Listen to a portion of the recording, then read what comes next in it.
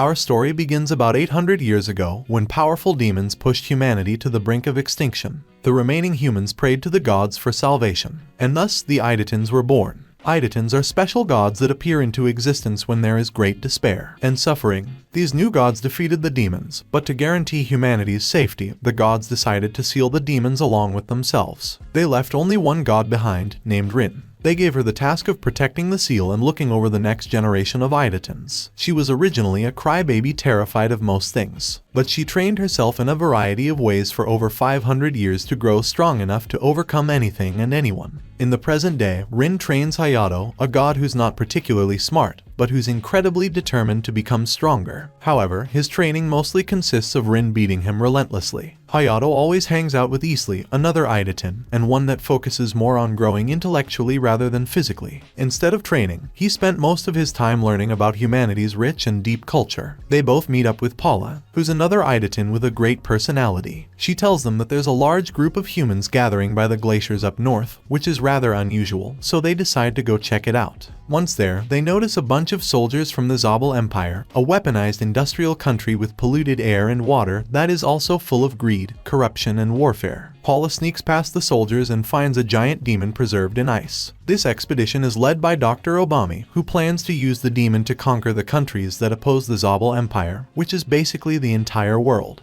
They manage to fully awaken the demon, but as soon as it sees PAULA, it attacks. The Zabal army mistakes this as aggression towards them and open fire on the beast. This of course only angers it further. YSLEY tries to take on the demon himself, but the poor guy just gets his heart broken. Thankfully, Idatens are not human, so they don't need to eat, sleep, or even breathe, and they don't have any vital organs, so they can regenerate endlessly. HAYATO joins the fight as well, and does his best Saitama impression by defeating the demon in just one punch. He's also disappointed when he realizes that the fight is already over. Meanwhile, Dr. OBAMI was watching this entire fight unfold. Once it's over, he flees the scene of the battle in his high-speed jet. Unfortunately, it's not fast enough to get away from HAYATO, who pretty casually catches up to him and accidentally crashes the jet. This would of course kill a normal human, but Dr. OBAMI is no normal human. In fact, he's not human at all. He was merely a cyborg that was being controlled remotely. Elsewhere in the world, the Zabal Empire is pillaging a city and burning it to the ground. Zabal soldiers come across a nun. She's been praying non-stop to God, desperately begging for peace and salvation. But these soldiers are much more interested in her body than any other kind of divinity. As she stares at the ceiling of her church, she wonders if God has completely abandoned mankind. Unfortunately, the gods that do exist aren't the type to answer prayers. After their wounds have healed, YSLEY and PAULA realize that there might be more demons out there, and that it would be smart for them to start training in preparation of other encounters. They decide to join HAYATO in his daily ritual of being mercilessly beaten up by Rin, which has been his routine for about 80 years now. PAULA and YSLEY predictably end up in even worse shape than HAYATO. Meanwhile, an emergency meeting is called by the Zabal Empire. It turns out that Zabal is actually secretly being run by half-human, half-demon hybrids, and that even the Emperor and Empress of Zabal themselves are demons. The leader of these demons is none other than Dr. OBAMI, who they refer to as the Demon Lord. He's in a different robotic suit at the moment, while he fixes up the more lifelike one that was previously destroyed. The Demon Lord shows them footage that he captured of the gods fighting against the giant demon. From the footage, they come to the conclusion that the three gods don't seem particularly stronger than the demons in the room, so they decide to send neko, one of their strongest demons, to fight against the gods. Her job is simply to assess their strength and, if possible, kill them all. neko descends upon the island where the gods reside, with a murderous look on her face, but Rin seems rather unimpressed. HAYATO walks up to neko, and she doesn't hesitate to rip a hole right through his chest. This isn't enough to finish off HAYATO, so he continues to fight.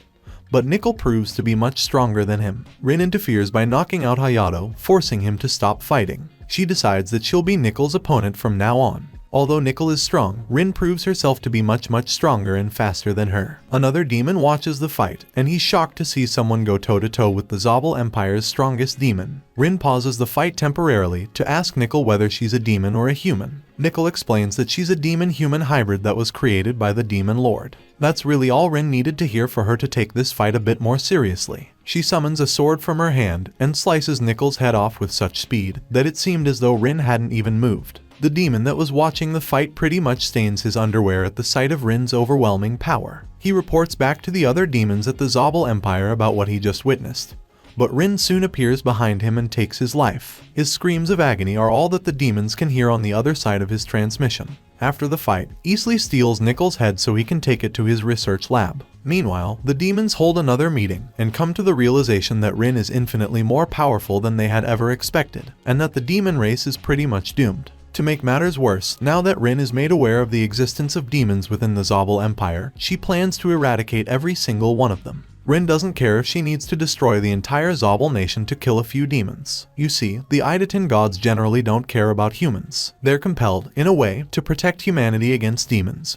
But they don't really care about humans killing each other, or poverty, or war, or all the things you would think gods would oppose. The Idatens explain that humans don't care if most of a forest is cut down to be turned into a park, but they would intervene if the entirety of the forest was cut down. In that same way, the Idatens don't care if humans die, but they would intervene to prevent the extinction of humanity. The gods speculate that the demon lord must be a lot stronger than Nikol, so they need to prepare wisely before taking on the Zabel Empire. While RIN stays behind to protect the seal, YSLEY and the others go and get PRONTEA, an Idaten who was trained by RIN for 200 years, which makes him the second most powerful god. Once the demons realize that the weaker gods have split up from their master, they send 3 demons after them. While YSLEY leaves to bring Nikol's head to his research lab, PRONTEA decides to help HAYATO train, but HAYATO can't seem to even damage PRONTEA at all. 2 demons arrive to interfere in their sparring match, but they're also no match for PRONTEA. PRONTEA decides to let the weaker demon fight HAYATO and PAULA while he takes care of the bigger demon. Although HAYATO struggles initially, he eventually gains the upper hand and is able to win the fight. PRONTEA, on the other hand, doesn't struggle at all and wins easily. Back at the lab, YSLEY is cornered by Piscalat, a demon who's a general of the Zabel Empire. Although she's very powerful, she still has a mostly human body. YSLEY explains that although human brains are great at resisting pain, they have no defense against pleasure. He affects her with an aphrodisiac that activates her libido and makes it impossible for her to fight back. YSLEY goes on to explain how, ever since he was brought into this world, he's had an insatiable curiosity to understand the reason for his existence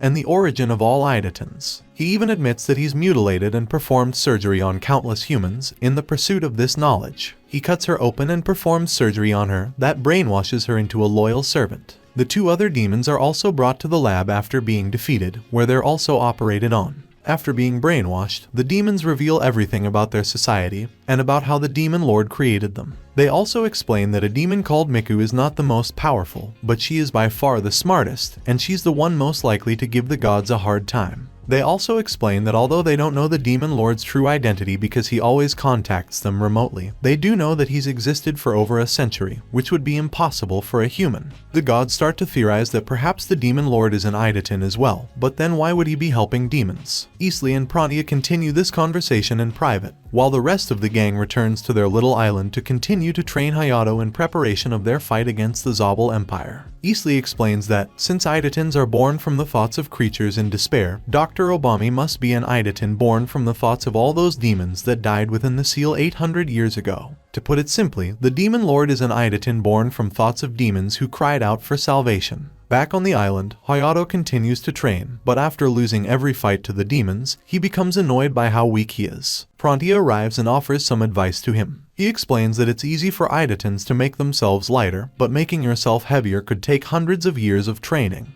By controlling their weight, Idatens can increase the speed of their movements and the weight of their attacks in order to make them much more powerful. He tries to make HAYATO understand, but HAYATO grows impatient and decides to just fight Piscalat again. As they start to fight, HAYATO imagines increasing his weight, and when he hits Piscalat, he sends her flying, shocking everyone that he was able to learn so quickly. PRONTEA realizes that HAYATO is actually a prodigy, and that this entire time he was just fighting without any weight behind his punches. With this alone, HAYATO is now strong enough to take on the demons and defeat them with ease. Meanwhile, YSLEY and PAULA travel to the religious nation of Cerebale. They introduce themselves as gods, but of course the citizens don't believe them. They open fire on YSLEY and PAULA because they go to church with guns on them for some reason, so PAULA jumps down and spreads her angel wings. These wings are fake, and the leader sees through her trick, so he pulls out a gun and shoots her. However, PAULA catches the bullet. This inhuman feat brings the men to their knees, who now acknowledge that PAULA is indeed a god. While having a meeting with the leaders of the country, YSLEY explains that the gods will be destroying the Zabel Empire, and that to prevent a global chaos, the gods are prohibiting war between the remaining countries. Instead, the world's remaining superpowers will have to band together to help rebuild Zabel.